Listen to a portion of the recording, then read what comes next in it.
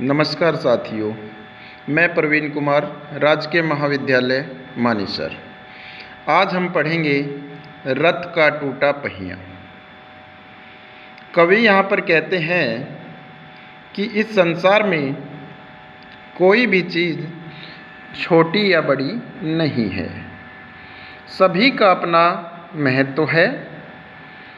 एक रथ के टूटे पहिए के माध्यम से वीर अभिमन्यु ने किस प्रकार का पराक्रम दिखाया, उसी को इस कविता में आधार बनाया गया है। चलिए पढ़ते हैं। मैं रथ का टूटा हुआ पहिया हूँ, लेकिन मुझे फेंको मत।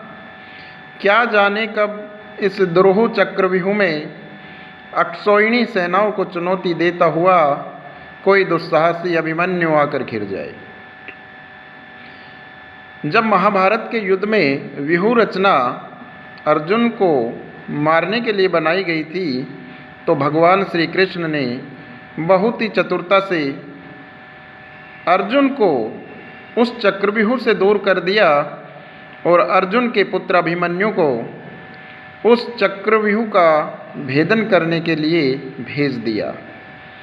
इस युद्ध में सारी मर्यादाएं तार तार हो गई।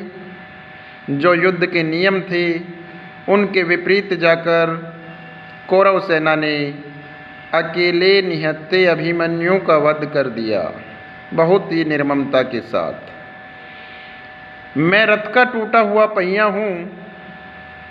उसके रथ से टूटा हुआ पहिया जब अभिमन्यु का हथियार बन जाता है और बड़े बड़े योद्धाओं का सामना करता है, तो उसी को आधार बनाकर कवि ने यहाँ पर लिखा है कि इस संसार में कोई भी चीज़ छोटी या बड़ी नहीं होती, सभी का अपनी जगह महत्व है।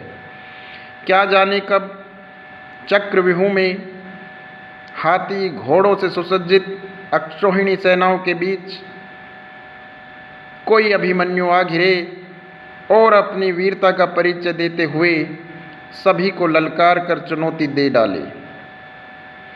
कौरव सेना अपने पक्ष को असत्य जानते हुए भी, ये मानते हुए भी कि एक अकेले निहत्थे वीर पर वार करना गलत है, वो बड़े बड़े महारथी उस आवाज़ को कुचलने की कोशिश करें। अकेली निहत्थी आवाज़ को अपने ब्रह्मास्त्रों से कुचल देना चाहे, तब मैं रथ का टूटा हुआ पहिया उसके हाथों में ब्रह्मास्त्रों से लोहा ले सकता हूँ। जिस प्रकार वीर अभिमन्यु ने रथ के टूटे हुए पहिए से कौरव योद्धाओं का सामना किया, इसी को आधार बनाकर कवि संदेश देता है कि इस जीवन में छोटी से छोटी चीज़ भी अपना महत्व रखती है। कहा भी गया है कि जहाँ पर सुई से काम चल सकता है, वहाँ तलवार का कोई फ़ायदा नहीं है। तो इस प्रकार से कवि ने संदेश दिया है कि इस संसार में क्षुद्र से क्षुद्र, छोटी से छोटी वस्तु का भी अपना महत्व है।